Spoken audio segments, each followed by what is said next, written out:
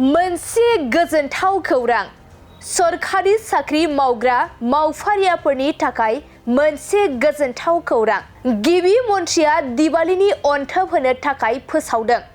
नंगौ, रायजोआव लाख लाख सरकारि साख्रि मावग्रा मावफारियाफोरनि थाखाय मोनसे गोजोनथाव खौरां दिवालीनि समाव गिबि मन्थ्रिया मोनसे गोजोनथाव खौरां फोसावदों।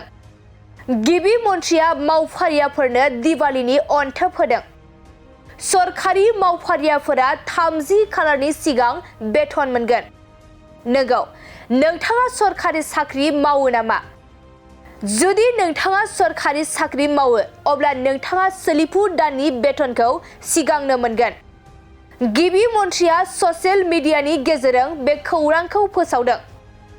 फैगौ 28 अक्ट'बरनिफ्राय बेथनखौ होनाय जागोन। दिवालीखौ नोजोर होनानै गिबि मन्थ्रिया बे थिरांथाखौ लानाय जादों।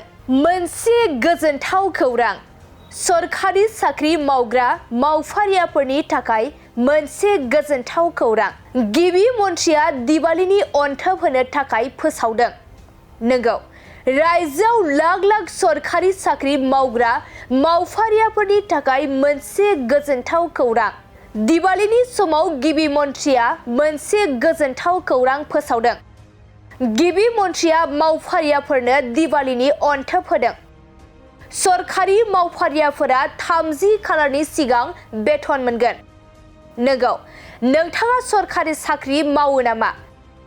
जुदि नोंथाङा सरकारि साख्रि मावो, अब्ला नोंथाङा सोलिफु दाननि बेथनखौ सिगांनो मोनगोन।